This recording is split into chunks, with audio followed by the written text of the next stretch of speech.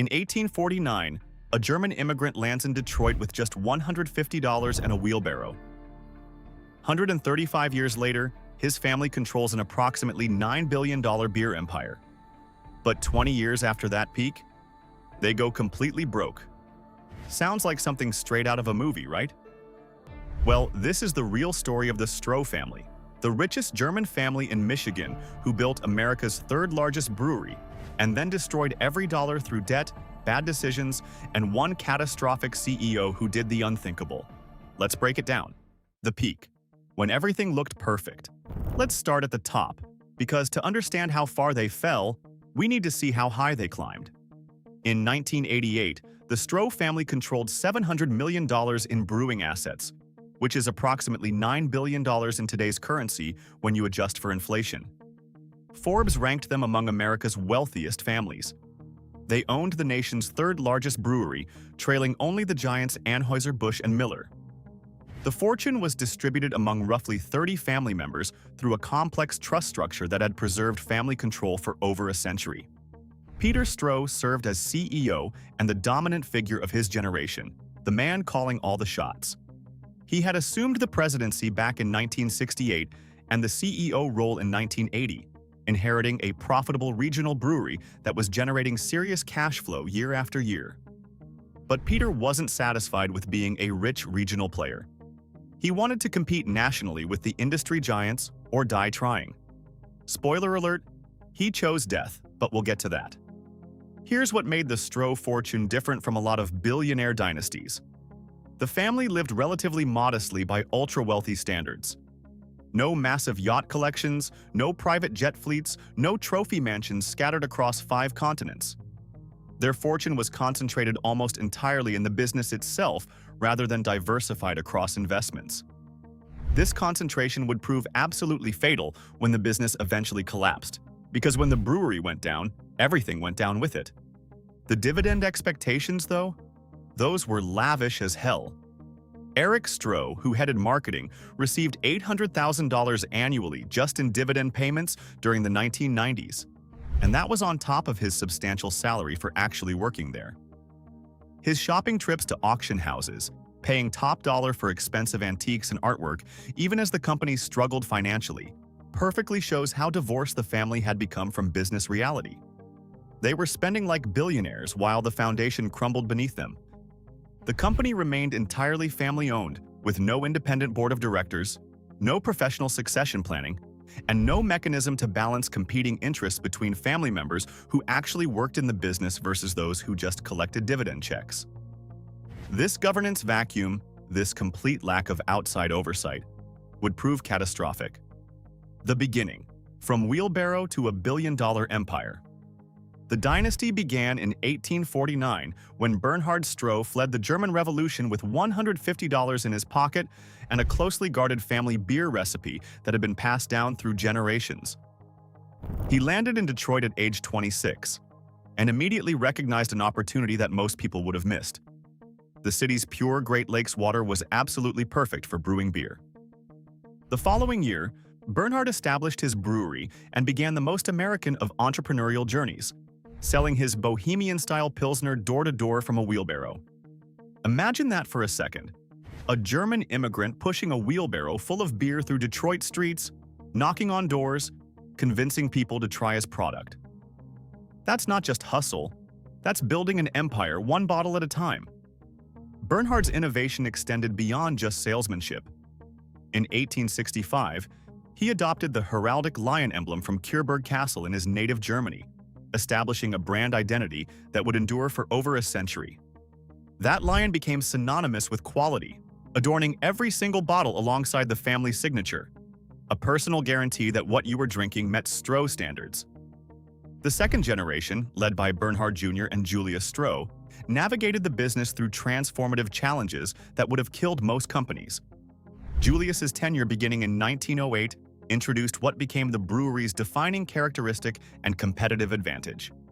After touring Europe's great breweries and studying their techniques, Julius implemented fire brewing, a process using direct flame rather than steam to heat massive copper kettles. The higher temperatures from fire brewing intensified the beer's malt flavor, creating a taste profile that differentiated Stroh's from every competitor. They became the only fire-brewed beer in America, which wasn't just a marketing gimmick. It was a genuinely distinctive brewing process that customers could taste. Then came Prohibition in 1920, which absolutely devastated the American brewing industry and forced hundreds of breweries to shut down permanently. But the Stroh family demonstrated genuine adaptability when survival required it. While competitors shuttered their operations and disappeared, Julius pivoted hard into near beer, birch beer, soft drinks, malt products, ice cream, and ice. The ice cream operation became wildly popular throughout Michigan, providing enough cash flow to sustain the brewery through 13 years of enforced abstinence from its core business. That's strategic thinking. When the government says you can't sell beer, you sell ice cream to the same customers and wait for sanity to return. Prohibition ended in 1933, and Stroh's was perfectly positioned to capitalize immediately. The brewery had full-strength beer ready for packaging, giving it a critical head start over competitors who were still retooling their operations and getting machinery working again. The third generation, led by John Stroh Sr., presided over what many consider the brewery's golden age. Sales absolutely exploded from 500,000 barrels in 1950 to 2.7 million barrels by 1956. That's more than a five-fold increase in just 6 years. Those are rocket ship growth numbers. John Sr. embodied the paternalistic management style that defined mid-century American manufacturing. He was renowned for walking through the brewery floors knowing every employee's name, fostering loyalty that made workers willing to go above and beyond for the family. These weren't just employees. They were Stroh people who took pride in the beer they made. The company remained deliberately focused on its core customer, the working-class Midwesterner who valued quality and affordability. When wartime shortages forced recipe modifications, Stroh's pragmatically recognized that Americans had developed a taste for lighter beers and adapted accordingly. This wasn't selling out. This was smart business responding to what customers actually wanted. John Sr. became chairman in 1967 and passed operational control to his nephew Peter. The company was absolutely thriving. Annual revenues kept climbing. Market share remained strong throughout the Midwest. The third generation had successfully navigated the Great Depression, 2 world wars, and Prohibition through adaptability and hard work. Peter Stroh inherited a profitable regional powerhouse, generating serious money, and he immediately began planning acquisitions so massive they would either transform the company into a national giant or destroy everything his ancestors had built over 130 years. Guess which one happened? The gamble. $500 million in debt. Peter Stroh looked at the American brewing industry in 1980 and saw consolidation reshaping everything at terrifying speed. 93 breweries had operated in the United States in 1970. Only 43 remained by 1985. That's more than half disappearing in just 15 years. The top 5 brewers controlled 57% of the entire market. Regional breweries were being systematically crushed by the marketing spending and economies of scale that only national players could afford. Peter's strategy was aggressive acquisition funded by massive debt. The math seemed simple to him. Borrow big, buy competitors, achieve national scale, compete with the giants. What could go wrong? The 1981 purchase of F&M Schaefer, a fellow German immigrant-founded brewery serving the Northeast, brought 3 new brands and pushed Stroh's volume over 40 million barrels annually. That acquisition alone was ambitious, but Peter was just getting started. Then came the deal that would define and destroy the dynasty forever. In 1982, Peter executed a leveraged buyout that absolutely shocked the industry and terrified financial analysts who understood what he was doing. Stroh's borrowed $500 million to acquire Joseph Schlitz Brewing Company. And here's the insane part. Stroh's own book value at the time was only $100 million. Read that again. Peter borrowed 5 times what his entire company was worth to buy a competitor. That's not aggressive. That's reckless gambling with generational wealth. The acquisition instantly made Stroh's the 3rd largest brewery in America. Forbes estimated the combined company's value at $700 million by 1988. and the Stroh family ranked among America's wealthiest. On paper, Peter looked like a genius who'd bet everything and won. But here's what the numbers didn't show. Schlitz itself was a declining brand with serious problems. Once the beer that made Milwaukee famous, Schlitz had destroyed its own reputation through cost-cutting measures that altered the taste so dramatically that customers abandoned it.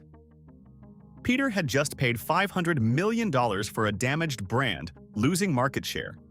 The acquisition also brought immediate overcapacity. Stroh's simply didn't need all of Schlitz's production facilities. So in 1985, the company made a decision that was emotionally devastating and symbolically catastrophic. They closed the iconic Detroit brewery, a 135-year-old facility employing 890 workers. Let that sink in. The heart of the Stroh empire, the original brewery on Gratiot Avenue, where Bernhard had built his dynasty pushing a wheelbarrow, was demolished and razed to the ground. Why? Because the company Peter built through acquisition had no room for its own birthplace. Workers who'd spent their entire careers making Stroh's beer watched bulldozers destroy the building their grandfathers had worked in. The $500 million debt burden crippled Stroh's strategic flexibility at the absolute worst possible time, because the 1980s marked the beer industry's most significant transformation in a generation: the light beer revolution. Missing the revolution. When everything changed. Miller Lite launched nationally in 1975 and became the most popular new product in the history of the American beer industry. The Tastes Great, Less Filling campaign was later described as arguably one of the greatest advertising campaigns of the past 30 to 40 years. Light beer would eventually constitute 44% of the entire U.S. beer market by 2002, nearly half of all beer sold. Anheuser-Busch spent $350 million on beer advertising in 1985 alone. That's 40% of the entire industry's total advertising spend from a single company. They were carpet-bombing television, radio, and print with Budweiser and Bud Light ads. Stroh's, saddled with crippling debt and fighting just to make interest payments, largely missed the light beer trend entirely. The company's core product remained what industry observers bluntly characterized as cheap, watery, full-calorie beer, a commodity in an increasingly segmented market where consumers wanted options. Unable to afford the massive advertising budgets necessary to compete with Anheuser-Busch and Miller, Stroh's turned to the last refuge of desperate competitors: price competition. If you can't outmarket them, try to undercut them on price. Stroh's invented the 15-pack priced at what 12 cans should cost, and the 30-pack priced at what 24 cans should cost. While the 30-pack found some success, Stroh's essentially invented the format that's now standard. These moves fundamentally undermined the brand's positioning. Price competition eroded profit margins without building any brand equity or customer loyalty. It created a vicious cycle that's killed countless businesses.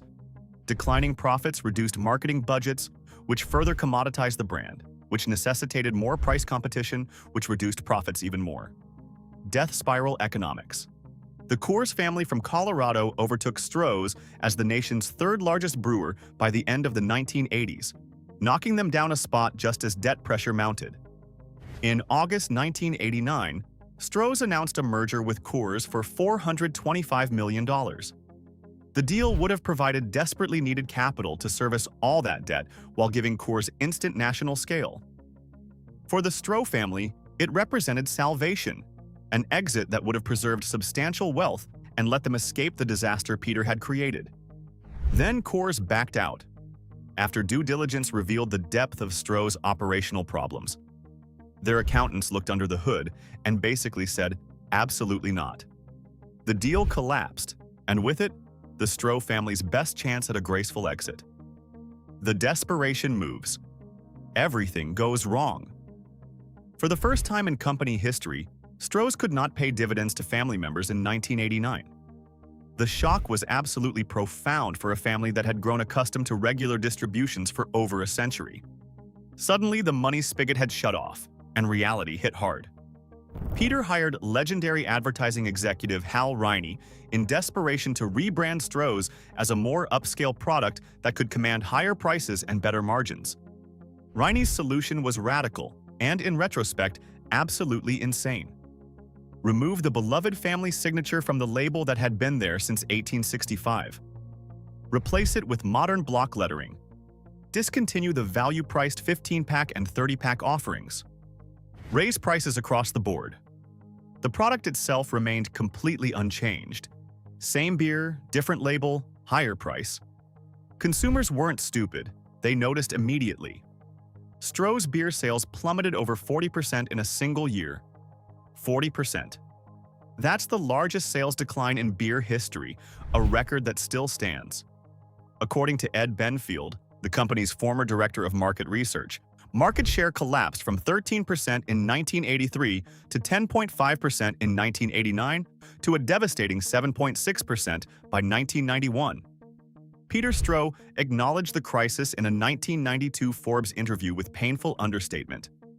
"We faced a very challenging period. We attempted to do too much." Attempted to do too much. That's how you describe destroying a 140-year-old family dynasty worth billions. The company launched the Swedish Bikini Team advertising campaign for Old Milwaukee beer in 1991, and it initially worked. The commercials featured blonde models in bikinis, parachuting into male bonding scenarios with the tagline, "It doesn't get any better than this," and sales actually jumped. Then 5 female employees sued the company for sexual harassment, arguing the ads fostered a work environment that told male employees women were stupid, panting playthings. The National Organization for Women organized protests. The campaign was discontinued, and Stroh's faced another PR disaster. Instead of consolidating operations and focusing on core brands that were still profitable, Peter doubled down on acquisition. He borrowed an additional $300 million in 1996 to acquire the struggling Heilemann Brewing Company. Heilemann had entered bankruptcy in 1991 and was hemorrhaging cash when Stroh's bought it. One industry analyst's assessment became infamous. The deal was 2 sick chickens getting together. They were both declining rapidly, both losing market share, both drowning in debt. Combining them didn't create strength. It created a bigger disaster. The Heilemann acquisition brought over 30 brands including Colt 45, Old Style, Rainier, Henry Weinhard's, Special Export, Schmidt's, Lone Star, Champale, and Mickey's. Combined with Schlitz malt liquor, Stroh's now controlled more than half of the malt liquor market, which sounds impressive until you realize malt liquor was a declining category. Peter also invested company funds in biotechnology and Detroit real estate during the 1990s. Ventures far from the family's core competencies in brewing. The diversification into unfamiliar industries reflected pure desperation, gambling on anything that might generate returns to service the debt. Compare that to what the Coors family did when they faced similar industry pressure. They diversified into ceramics, a related manufacturing business where their technical expertise in materials and production actually translated. Coors Ceramics spun off in 1992 and became the world's largest engineered ceramics manufacturer with $1.25 billion in annual sales. That's smart diversification. The Coors family also invested millions in a fund specifically for the 5th generation to develop business acumen by running smaller operations, preparing them for eventual leadership. They were thinking generationally. Stroh's diversification looked like a family, gambling on unfamiliar businesses because the core brewery was dying and they were panicking. The unprepared generation, where wealth goes to die. Francis, Greg, John III, and the other 5th generation Strohs grew up expecting to inherit wealth, not to run a business. That distinction is absolutely critical to understanding how this empire collapsed.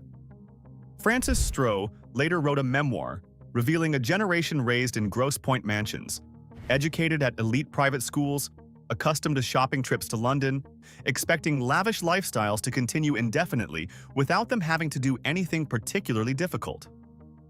No systematic development program existed to prepare them. No mentorship structure. No plan for ensuring the 5th generation had the skills, temperament, discipline, or business acumen to lead a major company. They were rich kids who'd never known hardship, never worked for minimum wage, never struggled. Greg Stroh worked in beer distribution before joining the family brewery. But by the time he got there, the company was already in terminal decline. "We made the decision to go national without having the budget," Greg later acknowledged with brutal honesty. Bottom line, it's hard to run a family business after a couple generations. Our family lost its passion. The Chinese have a proverb: wealth does not pass 3 generations.